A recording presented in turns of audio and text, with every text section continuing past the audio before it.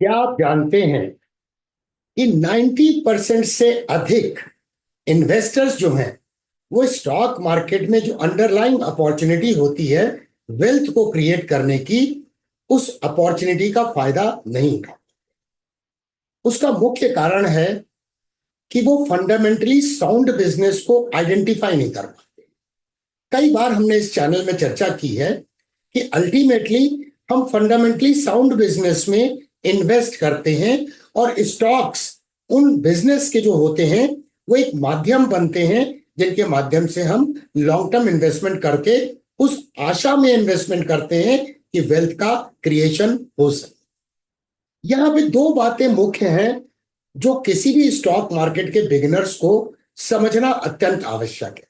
Number one, business में invest करने का तात्पर्य क्या है कि हम उस बिजनेस के शेयर को खरीदते हैं, मतलब ओवरऑल बिजनेस में एक हिस्सा जो है उसको खरीदते हैं।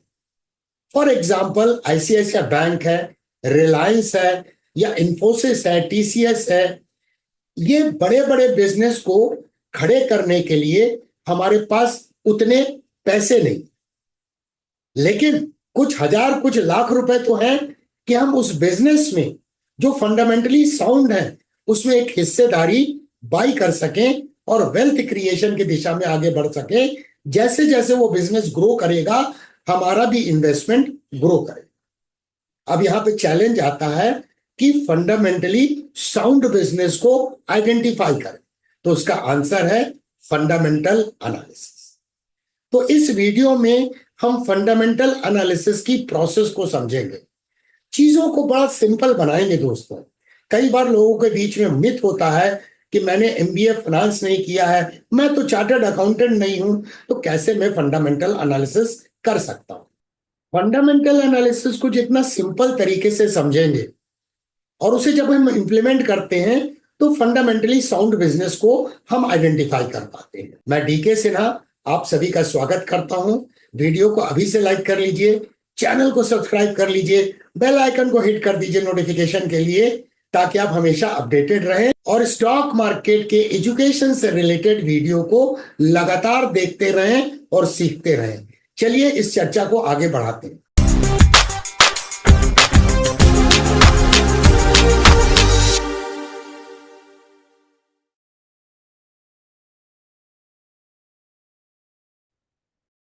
अधिकतर इन्वेस्टर्स क्या मिस्टेक करते हैं, अगर उसे हम समझ जाते हैं तो कम से कम अगर आप बिगनर हैं स्टॉक मार्केट में तो उन मिस्टेक को रिपीट नहीं करेंगे। और ये रिलेटेड है हर्ड मेंटालिटी से। अधिकतर लोग स्टॉक को बाई कैसे करते हैं? बिना फंडामेंटल्स को चेक किए, तो उसके अंडरलाइन फंडामेंटल्स क्या है उन बिजनेस के, उसे बिना चेक किए वो इन्वेस्ट करते हैं। दूसरा मेथड क्या है स्टॉक को बाई करने का? Excitement of buying A stock, क्योंकि वो चर्चा में है, फ्रेंड्स लोग बोल रहे हैं, रिलेटिव्स लोग बोल रहे हैं, और खास करके ऐसे फ्रेंड्स और ऐसे रिलेटिव्स बोल रहे हैं जिनमें आप ज्यादा ट्रस्ट करते हैं, तो आप में एक कन्विक्शन डेवलप होता है बिना फंडामेंटल चेक किए कि वो बोल रहे हैं तो ठीक ही बोल रहे हैं, और स्टॉक को हम एक्साइटमेंट में बाई कर लेते हैं। क्या बहुत सारे लोग किसी स्टॉक के बारे में बात कर रहे हैं तो क्या यह जरूरी है कि उसका फंडामेंटल सही होगा? कतई नहीं।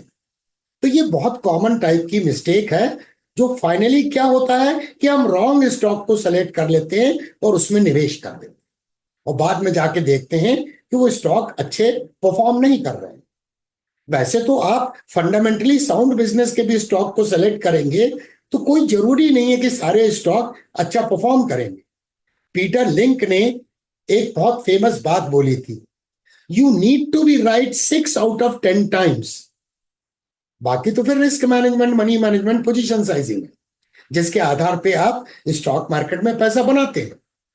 तो चॉइस आपकी है कि क्या आप फंडामेंटली साउंड बिजनेस में इन्वेस्ट करना चाहते हैं या आप कमजोर बिजनेस में इन्वेस्ट करना चाहते हैं। अगर इसको मैं सिंपल भाषा में समझाने की कोशिश करूं, जो हर भारतीय के दिल में, क्रिकेट एक ऐसा गेम है जो हर भारतीय के दिल से जुड़ा हुआ है। तो क्रिकेट की टीम में 11 प्लेयर होते हैं, तो आप एक थंब रूल बना लीजिए कि आपको भी अपने पोर्टफोलियो में 11 बेस्ट खिलाड़ी या 11 बेस्ट बिजनेस को शामिल कर। तो भारतीय क्रिकेट टीम का भी जो सिलेक्शन होता है, सिलेक्टर्स क्या करते हैं कि वो फंडामेंटली साउंड प्लेयर को टीम में जगह देते हैं कि वो टेस्ट मैच में खेलने जा रहे हैं या फिर T20 का मैच खेलने जा रहे हैं या वनडे इंटरनेशनल को खेलने जा रहे हैं, उसके आधार पर फंडामेंटली साउंड प्लेयर्स का सिलेक्शन किया जाता है। क्या आप इस बात से अग्री करते हैं? अगर मान लीजिए अचानक आपने सुना कि मेरा नाम उस टीम में आ गया, भारतीय क्रिकेट टीम में, तो आपके दिमाग में ये सवाल नहीं आएंगे कि डीके सिन्हा का नाम तो हमने कभी सुना नहीं, ना फर्स्ट क्लास में सुना, ना आईपीएल में सुना, ये कुछ ना कुछ इसमें गड़बड़ी जरूर हुई है, सिलेक्शन कमेटी में कुछ जुगाड़ है डीके सिन्हा का, जिस कारण से वो टीम में आ गया है। तो जब आपको डाउट आता है, क्योंकि आप देखते हैं कि फंडामेंटली साउंड प्लेयर का सिलेक्शन भारतीय क्रिकेट टीम में नहीं हुआ है, तो वैसे ही डाउट आपको अपने पोर्टफोलियो में कमजोर स्टॉक के प्रति आना चाहिए। तो अब फाइनली क्वेश्चन आता है कि फंडामेंटली साउंड बिजनेस को आइडेंटिफाई कैसे करें ताकि स्टॉक मार्केट में हम राइट स्टॉक में इन्वेस्ट कर सकें। तो फंडामेंटल एनालिसिस एक बहुत ब्रॉड सब्जेक्ट है, लेकिन फिर भी अगर आप स्टॉक मार्केट के बिगिनर्स हैं तो 5 मुख्य चीजों को आपको अवश्य चेक करना चाहिए। नंबर 1 कि उस कंपनी का पिछला परफॉर्मेंस कैसा है। नंबर 2, जो स्टॉक है उस कंपनी का, उसका करंट मार्केट प्राइस पर वैल्यूएशन कैसा है, कहीं वो महंगा तो नहीं है स्टॉक। नंबर 3 कि उस बिजनेस का ग्रोथ का पोटेंशियल क्या है। नंबर 4 उस बिजनेस की फाइनेंशियल हेल्थ कैसी है। एंड नंबर 5 उसकी मैनेजमेंट टीम कैसी है। चलिए एक एक करके ब्रीफली इन्हें समझते हैं। तो जब भी किसी स्टॉक की हम फंडामेंटल एनालिसिस करते हैं तो सबसे पहले उसके पास्ट के परफॉर्मेंस को चेक करते हैं। हम चेक करते हैं कि उसकी अर्निंग एंड रेवेन्यू में क्या ग्रोथ है, तो ग्रोथ एनालिसिस करते हैं। चेक करते हैं ROE, return on equity, check करते हैं ROA, return on asset, check करते हैं ROCE, return on capital employed, जिससे हमें पता लगता है कि कंपनी कितना इफेक्टिवली शेयर होल्डर के फंड का इस्तेमाल कर रही है, असेट्स को कितना गेनफुली यूटिलाइज कर रही है और कैपिटल को कितना अच्छे से कंपनी इस्तेमाल कर रही है। इन सब चीजों को चेक करने की जरूरत क्यों है? दोस्तों, एक आशा होती है कि जो कंपनी अच्छा परफॉर्म कर रही है भविष्य में भी शायद वो अच्छा परफॉर्म करेगी। ये एक संभावना है, कोई गारंटी नहीं है। जैसे आप टीवी के ऊपर में जब क्रिकेट मैच को लाइव देखते हैं तो आपको याद है जब सचिन तेंदुलकर खेलता था मैच को, तो एक आशा बनी रहती थी कि स्कोर बड़ा है लेकिन बंदा अभी खेल रहा है तो भारत की टीम जीत सकती है। क्या मैं सही बोल रहा हूं? या T20 मैच में या वनडे इंटरनेशनल में लास्ट के 2 ओवर में अगर 30 रन भी बनाने हैं और विकेट पे महेंद्र सिंह धोनी टिका हुआ है तो उम्मीद बनती है कि शायद ये रन बन जाएंगे। होता है दोस्तों, क्योंकि चाहे वो सचिन तेंदुलकर हो या महेंद्र सिंह धोनी हो, वो फंडामेंटली साउंड प्लेयर है और उन्होंने पहले भी ऐसा परफॉर्मेंस दर्शाया। वही होता है स्टॉक मार्केट में। अगर फंडामेंटली साउंड बिजनेस के स्टॉक हैं जिन्होंने पहले अच्छा परफॉर्म किया है, तभी तो वो फंडामेंटली साउंड है, तो उनके भविष्य में भी अच्छे परफॉर्म करने की संभावना प्रबल हो जाती, गारंटी नहीं। जब हमने पास परफॉर्मेंस को चेक कर लिया और हम संतुष्ट हो गए तो आगे बढ़ते हैं। अब उस स्टॉक का वैल्यूएशन चेक करते हैं कि करंट मार्केट प्राइस पे कहीं वो महंगा तो नजर नहीं आ रहा। वॉरेन बुफे ने कई बार महत्वपूर्ण बात बोली है कि प्राइस वो चीज है जिसे हम पे करते हैं, लेकिन वैल्यू वो चीज है जो रियल वर्थ है उस स्टॉक का। तो हमें रियल वर्थ का पता लगाना है, और इसीलिए वैल्यूएशन को चेक करने के लिए हम करंट मार्केट प्राइस पर जिस पे स्टॉक वो ट्रेड हो रहा है उसको कंपेयर करते हैं इंट्रिंसिक वैल्यू से, और पता लगाते हैं कि स्टॉक अंडर वैल्यूड है कि नहीं। पी रेशियो को चेक करते हैं, प्राइस टू अर्निंग मल्टीपल को, और इंडस्ट्री के पी रेशियो से कंपेयर करते हैं। प्राइस टू बुक रेशियो को चेक करते हैं और इंडस्ट्री के प्राइस टू बुक रेशियो से कंपेयर करते हैं। साथ में price to sales ratio, PEG ratio, बहुत सारे वैल्यूएशन मैट्रिक्स हैं। इसके आधार पर हम एक आकलन करते हैं कि भाव सही है कि नहीं।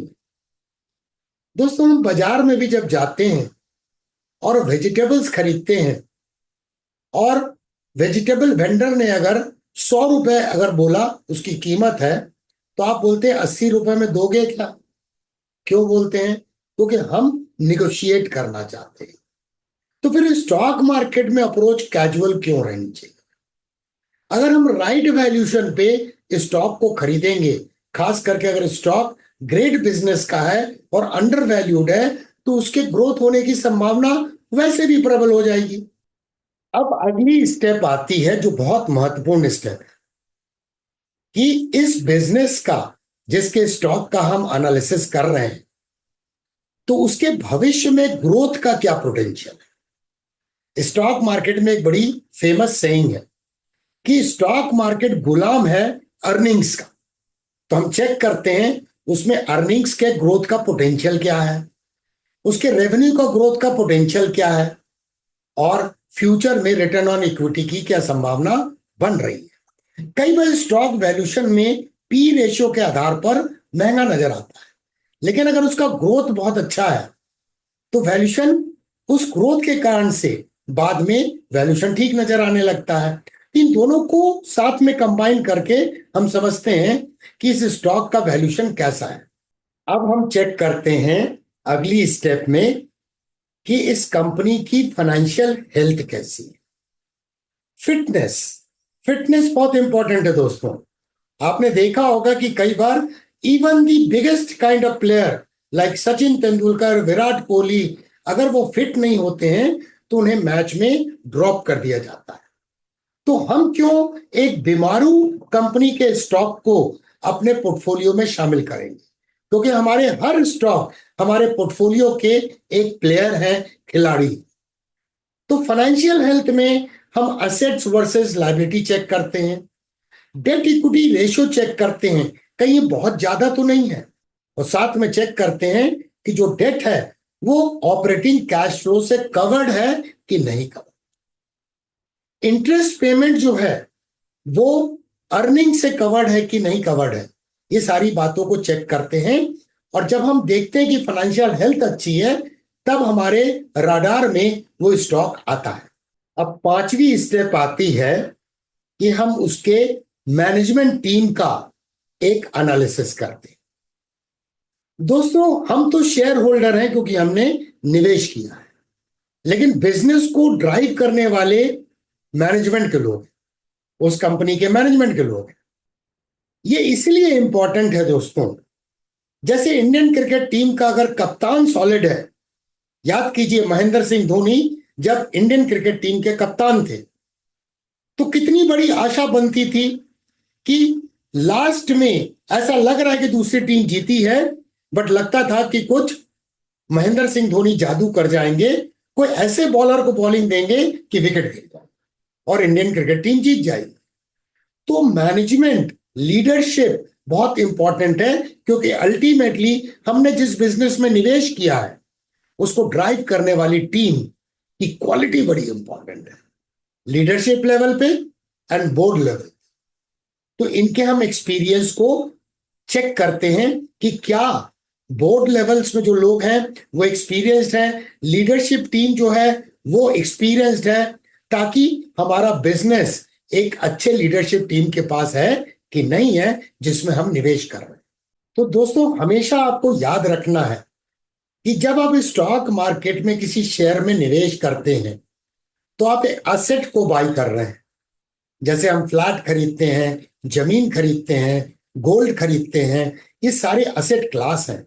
जब हम असेट में इन्वेस्ट करते हैं तो उसकी क्वालिटी चेक जरूर करते हैं और फंडामेंटल एनालिसिस करके पहले ये असेस करते हैं कि हजारों स्टॉक जो स्टॉक मार्केट में ट्रेड हो रहे हैं उनमें से कौन से स्टॉक हैं जो फंडामेंटली साउंड नजर आ रहे हैं। नंबर 2, स्टॉक मार्केट की एक सबसे बड़ी ब्यूटी क्या है कि अगर हजारों स्टॉक मार्केट में ट्रेड हो रहे हैं, कोई भी व्यक्ति ना आपको फोर्स कर रहा है ना मुझे फोर्स कर रहा है कि आपको इसी स्टॉक में निवेश करना है। हमारे पास फुल अपॉर्चुनिटी है कि हम स्टॉक मार्केट के स्टॉक्स को, अलग अलग सेक्टर के स्टॉक्स की एनालिसिस करके, कंपेयर करके ये देख सकें कि कौन से स्टॉक के फंडामेंटल्स बेहतर नजर आ रहे हैं और तब जाके डिसीजन लें कि इसमें हमें निवेश करना है या नहीं करना है। क्या उस स्टॉक को हमारे पोर्टफोलियो के खिलाड़ी के रूप में हम देखना चाहते हैं कि नहीं देखना चाहते हैं। ये ब्रॉडर फ्रेमवर्क मैंने इस वीडियो में आपको समझाने की कोशिश की। मैं आशा करता हूं कि काफी हद तक आपको फंडामेंटल एनालिसिस करने की स्टेप्स के बारे में क्लैरिटी आई होगी। आपके कमेंट्स का हमें इस वीडियो के कमेंट सेक्शन में होगा बेसब्री से इंतजार। देखने के लिए धन्यवाद। फिर मिलेंगे दोस्तों अति शीघ्र।